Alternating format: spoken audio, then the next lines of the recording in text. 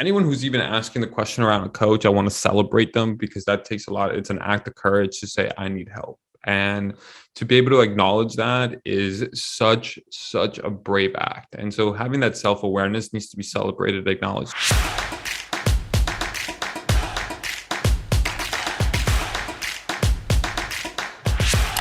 All right, everyone. Super excited to bring you Alejandro Navia today, who's the co-founder and president of NFT Now, which is the premier source of NFT content and analysis. And look, I've been following their podcast. They've got some good stuff. As far as I know, they're one of the few kind of NFT focused media companies. And I wanted to have him come on this podcast to talk about the space and kind of what he's seeing and also what's working from like a growth perspective. So Alejandro, how's it going? Eric, thank you for having me. And it's a pleasure to be here and super excited to dive in.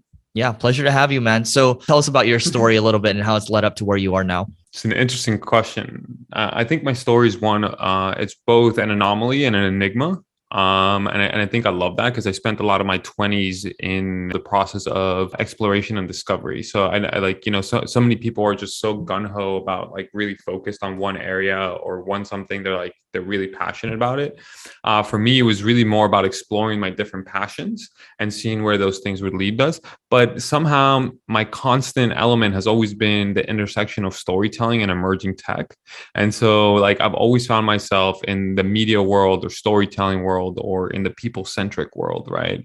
And so I've been in digital media for about 13 years. I helped build and sell Elite Daily for $50 million back in 2015.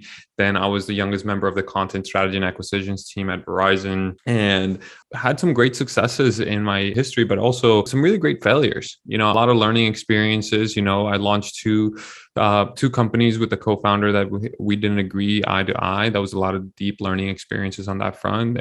Launched a ocean nonprofit organization that's still very much very alive.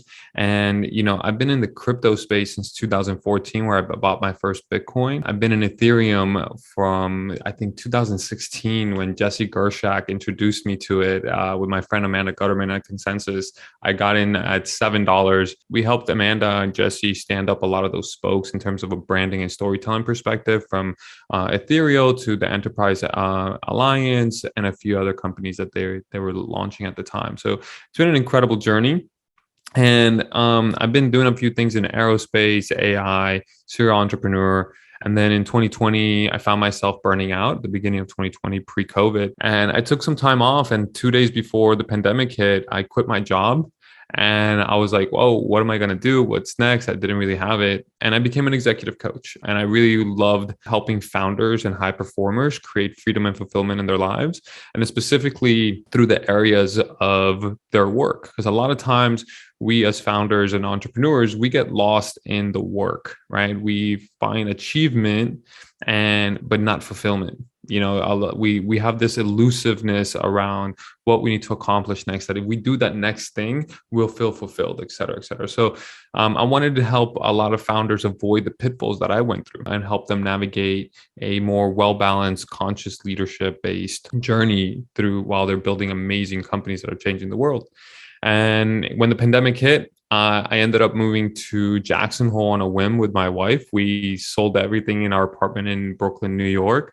We had been living there for a decade, and we bought a Jeep Wrangler. We packed up our stuff. We packed our dog up, and we drove across country. It was an incredible adventure. What was supposed to be a 6-week escape ended up being an 11-month, I think 11 or 12 months out in Jackson Hole. And it was just really epic to be living on a 20-acre property where you barely saw any people. So it was just you and nature. I got to see more moose and elk than humans. It was really dope, small town vibes, but really being in the core of nature. And so I invited my friend Matt Madved, who's now my co-founder at NFT Now, and he came in December 2020, and he came wide-eyed and foaming at the mouth, and he was like, "Yo, Knobs, NFTs, bro, NFT this, NFT that."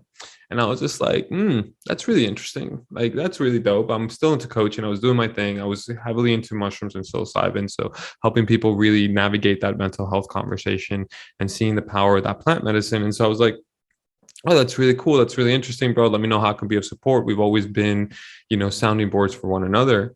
And then 2 weeks later, I came home to find my roommate, Sam, who's now my co-founder as well, in Jackson Hole, plugged in directly to the router. And I'm like, yo, what are you doing, bro? Like the Wi-Fi is strong enough, dude. We got a gig. Like you don't have to plug in. He's like, bro, NBA Top Shop, they're doing a drop. And I was like, NBA Top, what? What is this? Like, what are you doing? There's no stadium here. Like, what?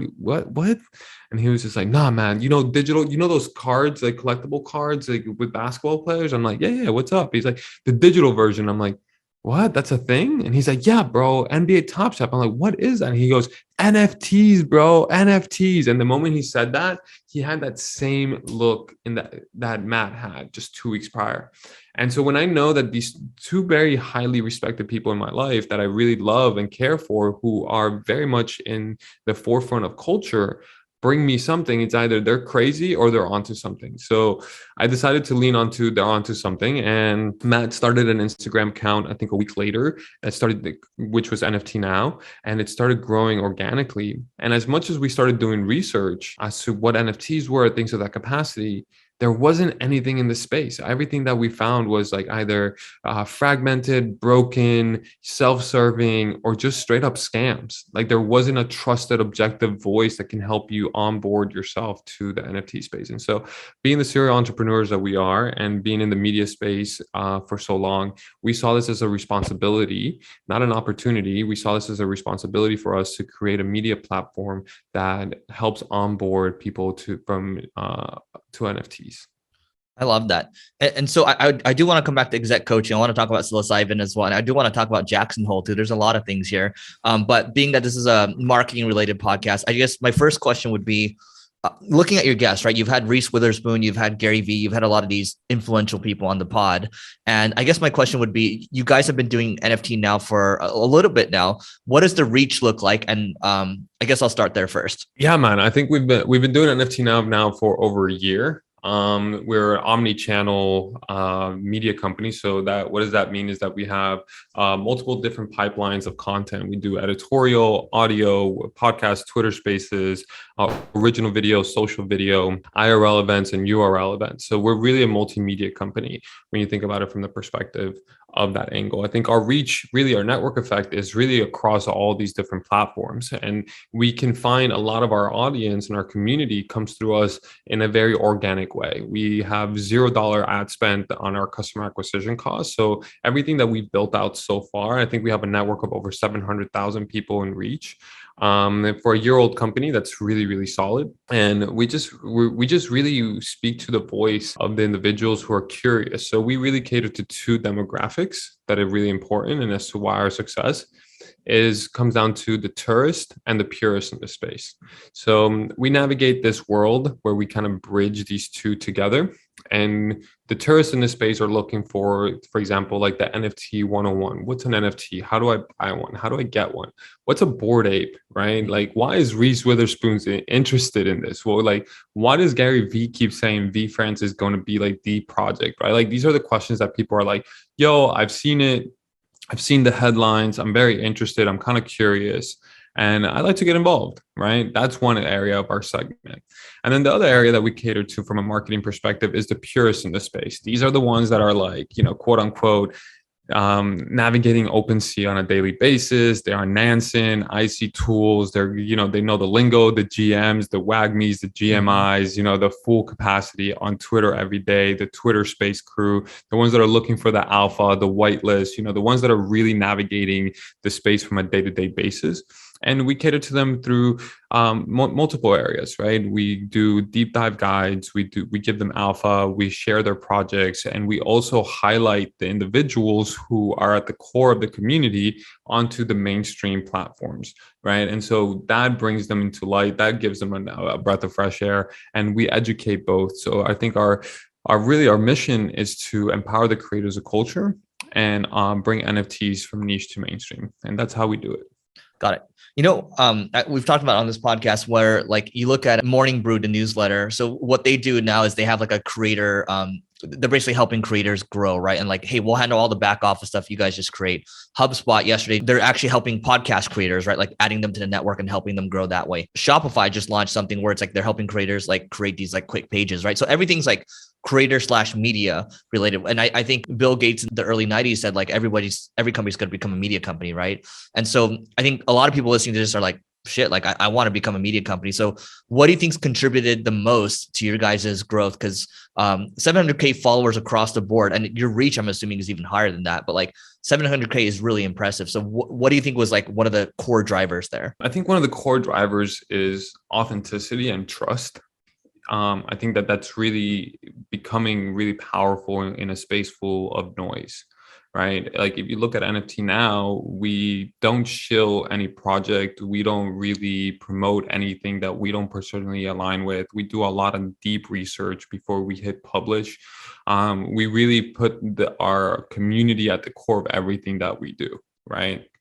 And that in the short term may have some pitfalls, but in the long term, it's always a winning strategy, right? Another thing that we really cater to is really the fundamental understanding that people really want content without pop-ups or advertising or anything along those lines. So a really clean experience where you can interact with content in a wonderful way, right? And so when you look at our website, you don't see any banners, you don't see any programmatic advertising, there's no pixel tracking of any capacity. I think the only thing that we have in terms of plugin is Google Analytics. Just to, we need to make sure that we're tracking that concept. But the future of media really comes down to a community first approach that has privacy at the core of it.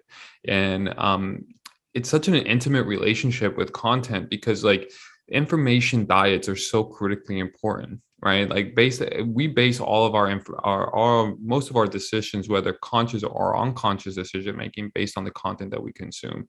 And so for us, when we look at the content at NFT Now, we see it as a responsibility to educate our consumers and our community and empower them to make decisions, right? And empowerment comes through being a trusted voice, making sure that we do the research, we figure things out, we stand by our word, we say no a lot. We've turned down a significant amount of revenue in the last year just so that we can actually continue on our brand play. We say no to a lot of shilling of the projects that people tell us.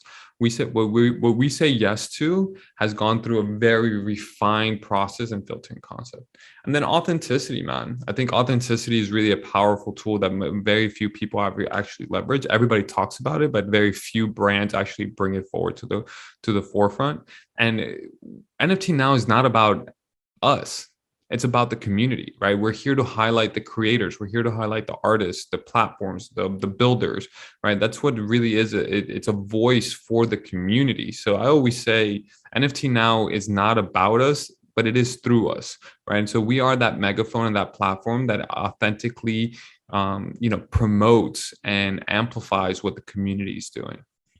I think you touched upon something really important too, because a lot of marketers that might listen to this is like, how can I make a quick buck, right? For example, there are some projects out there, I'm not going to name names, where like they'll drop and then, it's very clear that the founders are trying to like, it's like a quick cash grab, right? But you find that the projects that are building for the long term, just like any business, right? You build for the long term and you focus on the customer, you focus on the community, then you're able to build something really special. For example, Gary Vee keeps harping on it, but like at the end of the day, he's a very long-term thinker, and it's the same thing for you guys, right? So it's like keeping that in mind, not trying to monetize on every little thing. That's how you build a community for the long term. So, I guess for you guys, the main channels for you, would you say, because you have the podcast, you have IG, you have your events, what would you say is like the main one? I don't think we have a main one, but I really, a main driver is having owned and operated, right? Like one of the things that we learned in, through our media experience of the mid 2010s is that being dependent on a single platform is really dangerous, right? Because people can turn off the faucet, people can turn off the traffic, things of that capacity, because then you're at the whims, right?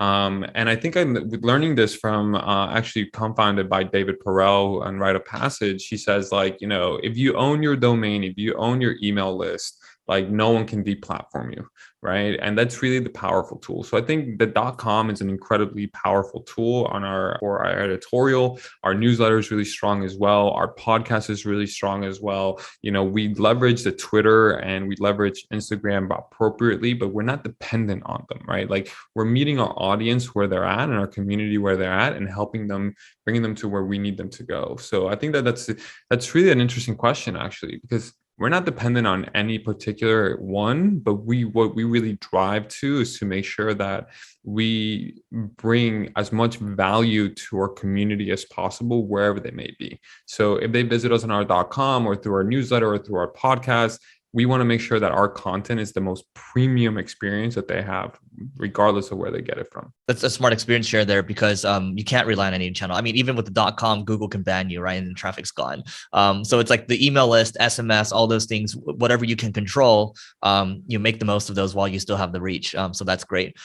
So executive coaching, I've talked about it quite a bit on this podcast. My podcast co-host, not so much of a fan of it, but I am big time, right? I have I have a coach that I've worked with recently, the last 2 years or so, and he's been a huge help, right? So do you want to talk about maybe how, because a lot of people are like, I don't need coaching. I don't need it. For me, like coaching is almost, it's therapy. And like, maybe from your perspective, can you tell us what benefits you've seen your students, we shouldn't say students, your clients get from it, and then maybe what you've seen from it yourself?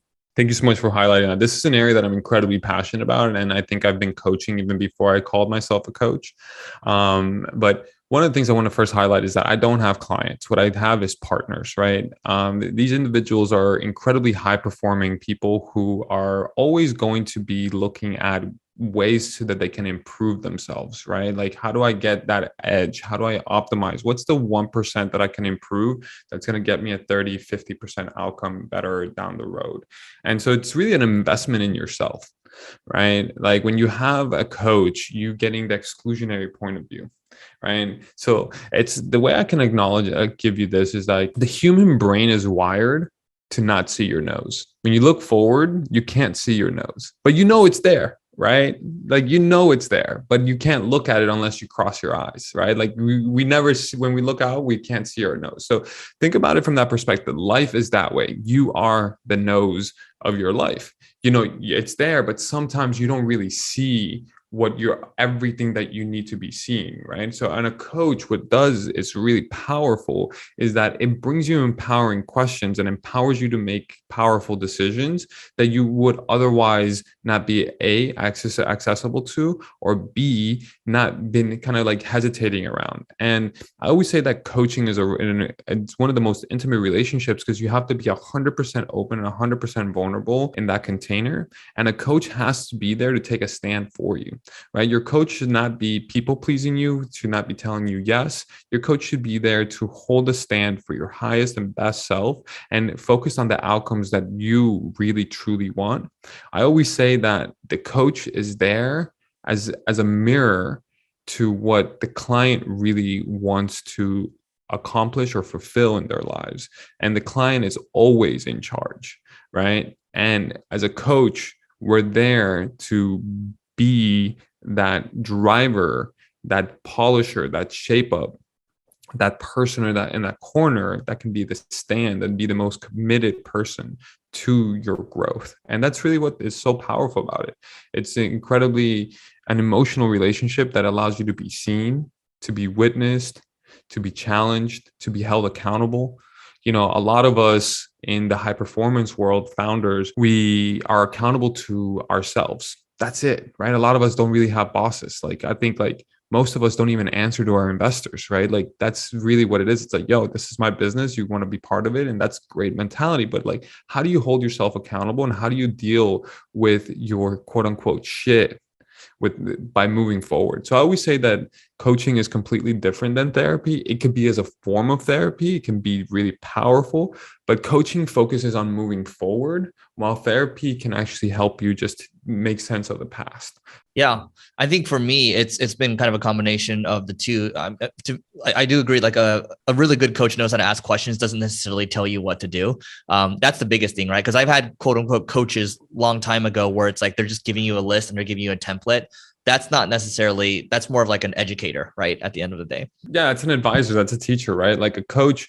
I always say the best coaches are the ones that show you where to look, but don't tell you what to see. Exactly. Yeah. And that's why it's been so beneficial. I mean, part of the reason why, like, for example, I have this turtle in front of me is because of my coach, right? It tells me to slow down a little bit. But part of the reason I'm in Miami is because I've had that conversation. I realized over time that I need to leave LA, which I've been in for the last, my whole life. Right. So, coaching goes a long way. So I guess my question for you is, how do people go about finding the quote unquote right coach? Right. Because I think coaching gets a bad rap in some cases because there's like people that might be like coming out of high school that are life coaches. How do they find the right ones? What are your recommendations there? Yeah, first and foremost, I like anyone who's even asking the question around a coach. I want to celebrate them because that takes a lot. It's an act of courage to say, I need help. And to be able to acknowledge that is such a brave act. And so having that self-awareness needs to be celebrated, acknowledged. So if you're looking for a coach, the fact that you're even acknowledging that, you're way ahead of the game. So congratulations on that front.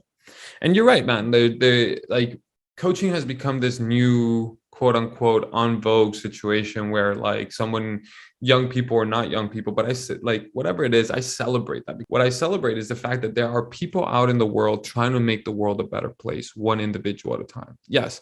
Are there the scammers and the people who don't really know what they're doing? Absolutely. But that comes with every industry, right? Like if like in finance, we all have the Bernie Madoffs of the world, right? Like, and in racing and this and that, whatever industry there is, there's going to be bad actors, right? So the fact that in coaching is getting that bad rep, I think that's an unfair aspect to say, right? But when you actually look at net positive, it's like people are trying to become better conscious leaders and better improving their lives, which is when you think about the individual perspective of improving the individual, you improve the world. And so when you start thinking about looking for a coach, I would just say interview, man. Like the interview process is really, really about it. Like you have to make sure that you and the coach are really in alignment personality wise, right? Not everyone's going to be your cup of tea, right? And if your coach is making you uncomfortable because they're pulling things out that you haven't addressed, that doesn't mean that they don't like you, right? But if they're making you uncomfortable because they're a little creepy or you don't really vibe with their personality, that's a clear sign that that's not an alignment, right? So I always tell my clients that like this has to be a fuck yes from both of us. Like if it's not a fuck yes to you, then and it's a fuck yes to me, then the relationship's not going to work out and vice versa, right? And I always tell my potential clients like, hey, if it's not me, I'm happy to introduce you to another array of my colleagues who are here because it's so individualized. One area that it's really important is also like to note that figure out what areas of your life you want to improve on, right? Life coaching is such an overarching concept that it's just like, I always tell people, get specific, right?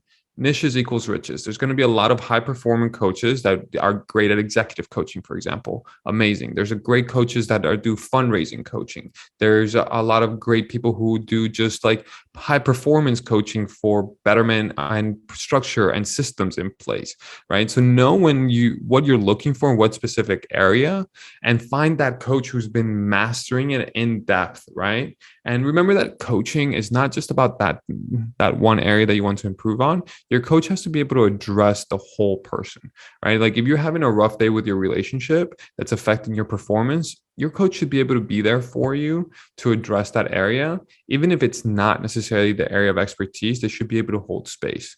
And a great coach will always tell you where their capabilities have extended themselves, right? So I always tell my clients, look, the moment I onboard you as my coaching partner, my role is to fire myself as quick as possible, right? Because I want you to be as empowered and as confident as possible within our container that you no longer need me, right? That's really the key aspect. A good coach will tell you that the relationship is finite. Because like if you have these coaches, the red flag for me is a coach who has the same clients consistently year over year and not bringing in new individuals.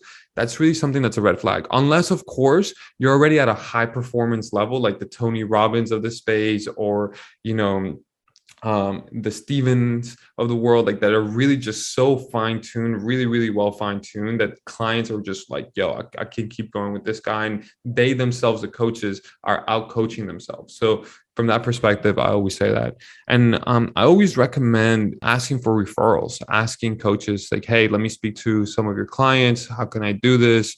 And then obviously trusting your intuition. This is a big investment. And making sure that you feel 100% ready and 100% comfortable with making this investment is incredibly important. Two things there. I mean, one is with coaches, like to your point, once you feel like the conversations start to level, it's like the same conversations over and over. That's when you know it's kind of leveling off and it might be time to potentially move on.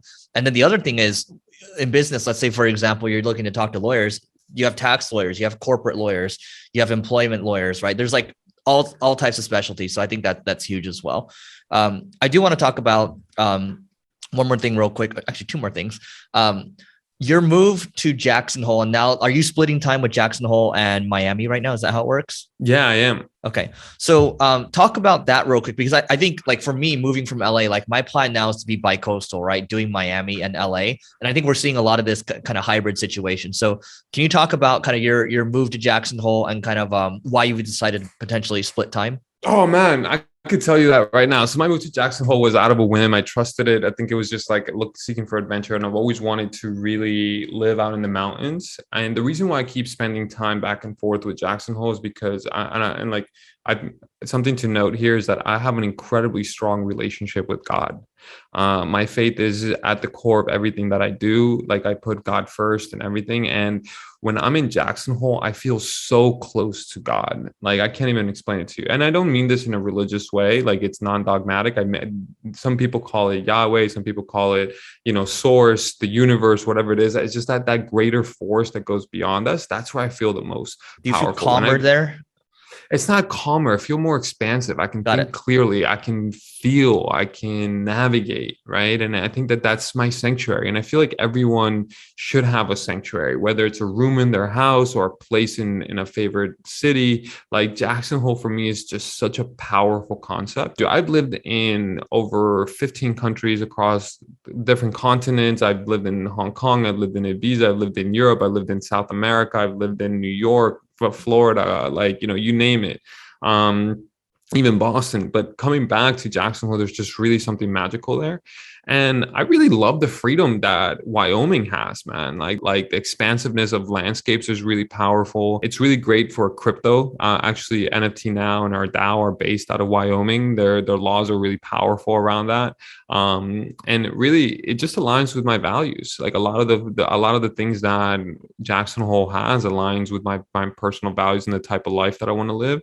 But I also know that community is very challenging there. Building community in Jackson Hole is very challenging. I think they only have like 9,000 people over the course of the year living there, and like over 20,000 at peak. And then over 1 million or 6 million people are in transient during the high tourist season. So it's a very transient city. And so when I go there, I just go there to connect with my core group. And then I just spend a lot of time in nature. And that's why I like to spend time in Miami, because Miami really caters to my entrepreneur, community builder, the mover, the shaker, the intellectual sparring, the people that you can actually get to know, the multicultural concepts that you can dive deeper into, the different dynamics of the art, the music, the culture, the finance, the blockchain concepts that are happening in Miami. Is just, you can't ignore it. And that's very, has a lot of gravitas for me.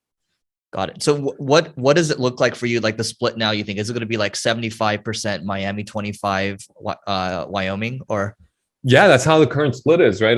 Once a month, I spend about a week and a half in Jackson Hole. Unfortunately, I won't be able to do it in April and May because of they're closing down the airport for renovations. But I'm gonna figure out a way to get there. Like, I just absolutely need it, man. Like, it's just such a good. I don't even know if it's a reset. It's a plug-in. I don't think it's a reset. So I think for me, it's an enhancement. Yeah, man. Like when I'm there, nothing else matters, and I see so clearly that like the following 3 weeks, I just perform so focused. Like when I start kind of like moving too fast, I know I got to book a ticket.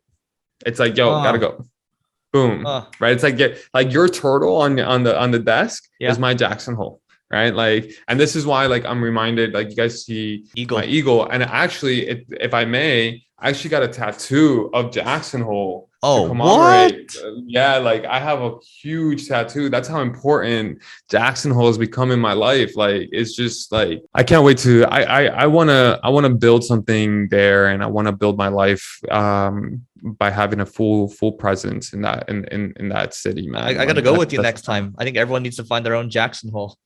Yeah, for sure. Like I hear you guys, and like it may not be for everybody, and it's not, right? Like go find that. A lot of people find that in Costa Rica, in Bali, in Thailand, in Colombia, in Argentina, right? It's about like a place that invigorates you and a place that provides you with so much clarity that you know exactly what you need to do. Two final questions. Most impactful book that you've read? Okay, the one that made me cry, I'll tell you this. Like the book that made me cry, The Prophet, by Gibral Khan, like an amazing book. He spent 4 years trying to read it, to write it. It's like I'm just always so wary, and I'm very intentional about not using the religious connotation when it comes to spirituality, because I think that they're both separate, and I think it's important to denote that. Got it. Okay, cool. We'll put that in the show notes. And then final question from my side.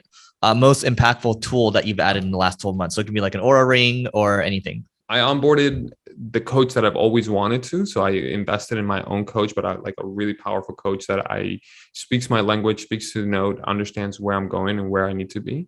I've also invested in a therapist as well. So I can address a lot of my inner child things and a lot of the traumas and a lot of the psychic things that a coach not necessarily needs to be aware of. But the combination of a therapist and a coach has been really powerful.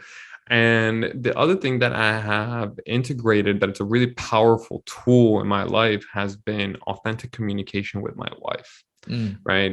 Like really surrendering to the container of my marriage has been a really powerful tool and has provided me with so much confidence that like I sleep like a baby at night. So I think like the combination of a coach with a therapist and authentic communication within my partnership and my relationship with my wife has been the best tools that I've added in the last 12 months.